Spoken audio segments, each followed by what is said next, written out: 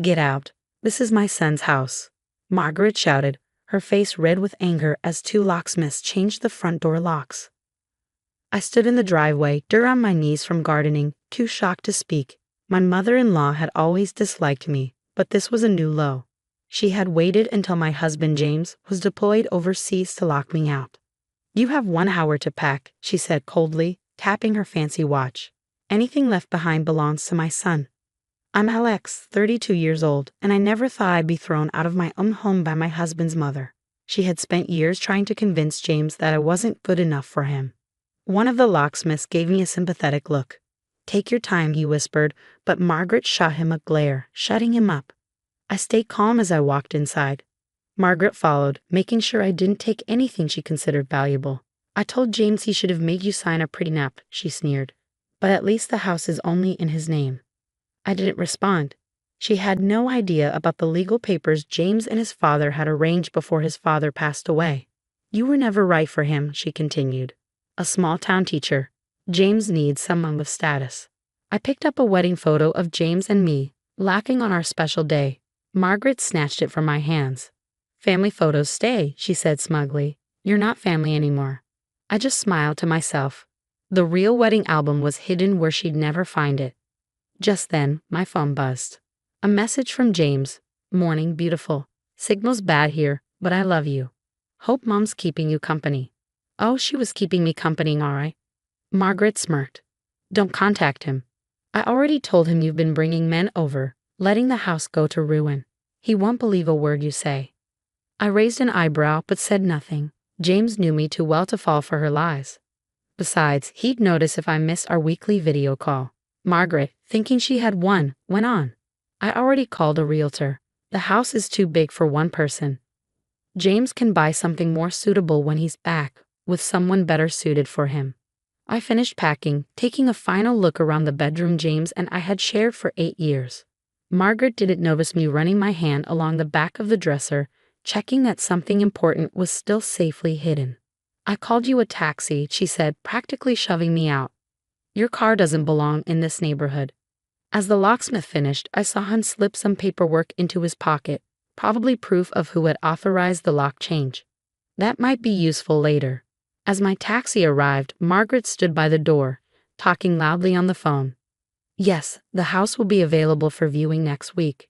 The previous occupant is finally gone. I put my suitcase in the taxi and turned to her with a calm smile. Good luck with the sale, Margaret. She frowned, expecting me to cry, beg, or cause a scene. Instead, I waved and left. She had no idea I was ready for this. I had prepared for years, keeping records, hiding important documents, and planning for the day she'd try something like this. And most importantly, she had no clue about the promise James's father had made before he died. The taxi driver glanced at me. You okay? I smiled. I'm fine, just handling some family business.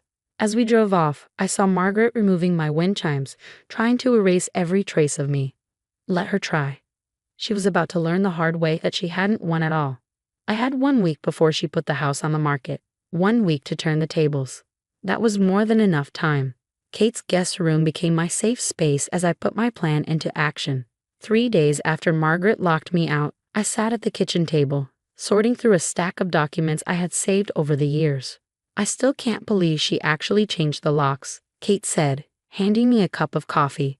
Doesn't she know that's illegal? I smiled. Margaret never worries about what's legal.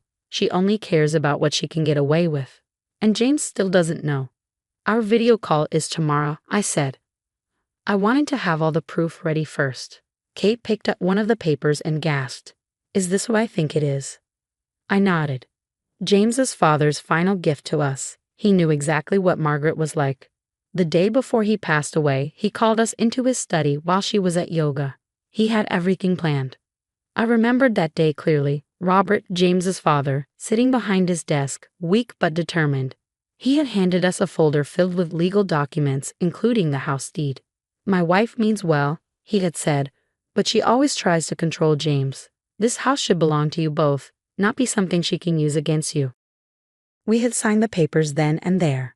The house was transferred to both James and me, with a rule that it couldn't be sold without both of our signatures. Margaret had been too busy with her social events to notice. I glanced at my phone and opened an email from the locksmith. As expected, he had sent proof that Margaret had changed the locks illegally. "What about the realtor?" Kate asked. "I called her this morning," I said. Once I showed her the house documents, she was very helpful. Margaret has a reputation, it seems. The realtor had been shocked to learn Margaret tried to sell the house without proper paperwork. She immediately pulled out of the deal but sent me copies of all her messages with Margaret first. Just then, my phone buzzed with a text from our elderly neighbor, Mrs. Sullivan. "That utility guy just left. I told him everything, and he took lots of notes." I had asked Mrs. Sullivan to keep an eye on the house. Margaret needed to switch the utilities into her name, which meant the fraud department would now be involved. Kate shook her head in amazement. "You thought of everything." "I had 8 years to prepare," I said. "Margaret's been trying to get rid of me since I married James. I learned to document everything." Then my phone rang. It was the family lawyer who had helped with the house transfer. "Alex, we have a problem. Margaret just tried to file paperwork saying James gave her power of attorney before his deployment." I smirked. "Let me guess. The signature doesn't match the one on our house papers?" "Not even close," he said. "She's getting desperate. Should I contact the DA's office?" "Not yet," I replied. "Let's see what she tries next." After hanging up, I turned to Kate. She's panicking. Losing the realtor must have shaken her. What's next? I checked my calendar. Video call with James tomorrow at 10 a.m. Once he knows what's going on, we move to phase 2. The rest of the day, I prepared. I gathered statements from neighbors, emails from a realtor, and the fraud report from the utility company. Everything was neatly organized, ready to present. That evening, Margaret made her next move. My phone buzzed with her messages. "You're making a fool of yourself. James never loved you. He was just too nice to say it. If you leave now, I won't press charges for the things you stole. I know what you're doing. It won't work." I forwarded each message to my lawyer without replying. Margaret was realizing she couldn't sell the house and was grasping at straws. Later that night, I sat on Kate's porch, looking at the stars and thinking about James. We had been through so much together. Deployments, family drama, loss. Margaret had never understood our bond. My phone buzzed with an alert from our home security system. Margaret was at the house, carrying out boxes. I pulled up the camera feed and saw she was taking photo albums and family mementos. "Should we stop her?" Kate asked. I shook my head. "Those are just copies. The real ones are in our safety deposit box. Let her think she's erasing me. It'll make tomorrow more interesting." I watched Margaret struggle with the boxes, a flicker of pity crossing my mind. She had spent her life trying to control everything. Now she was losing it all. Tomorrow's call with James would change everything. Margaret thought she had won. She had no idea her perfect plan was about to fall apart. At exactly 1,000 hours, James's face appeared on my laptop screen. Despite the grainy video quality, I could see his concerned expression immediately. "Alex, what's going on? Mom's been sending me strange messages about you abandoning the house and stealing things." I tried calling her, but she keeps making excuses. I took a deep breath. "Your mother changed the locks while I was gardening. She kicked me out 4 days ago." His face darkened. "She did what?" Calmly, I shared my screen and began showing him the evidence. The locksmith's documentation, security camera footage, Margaret's threatening texts, and the realtor's correspondence about the attempted illegal sale. "She told me you've been bringing men to the house," James said, his voice tight with anger. "I knew she was lying. You'd never do that. But I never thought she'd go this far." "There's more," I said, pulling up the power of attorney documents. "She tried to forge your signature." James ran his hands through his hair, a gesture so familiar it made my heart ache. "I'm requesting emergency leave. This has to stop." "Actually," I said, allowing myself a small smile, "I have everything under control. Remember what your father did before he passed away." Understanding dawned on his face. The property transfer. Mom never knew about that, did she? No, she didn't. And right now, she's at the house removing our photos and mementos, thinking she's destroying our only copies. James shook his head. All these years, Dad knew exactly what she might do. That's why he insisted on the transfer. "He loved you," I said softly. "He wanted to protect us from exactly this situation." A notification popped up on my phone. The security system showing Margaret arriving at the house with more boxes. Ready to end this? I asked James. More than ready. 20 minutes later, I pulled into our driveway, Kate beside me for moral support and as a witness. Margaret's expensive SUV was parked haphazardly across the front lawn, her frustration evident even in her parking. I walked up to the front door and rang the doorbell, Kate recording everything on her phone. Margaret yanked the door open, her perfectly coiffed hair now disheveled. "How dare you come back here? I'll call the police." "Actually," I said, holding up my phone, "James is on the line. He'd like to talk to you." Her face paled as I switched to video chat. James's face appeared, his military bearing in full effect. "Mother," he said, his voice stern. "Stop what you're doing and let my wife into our home." "James, darling," Margaret stammered, "I was just trying to protect your interests while you're away.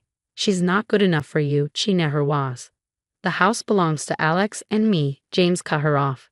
"Dad made sure of that before he died. Every document you tried to forge, every lie you told, it's all documented. You have exactly 1 hour to leave before we file charges." Margaret's composure cracked completely. "Your father would never go behind my back. He knew how important family legacy is." "He did," I said quietly. "That's exactly why he did it."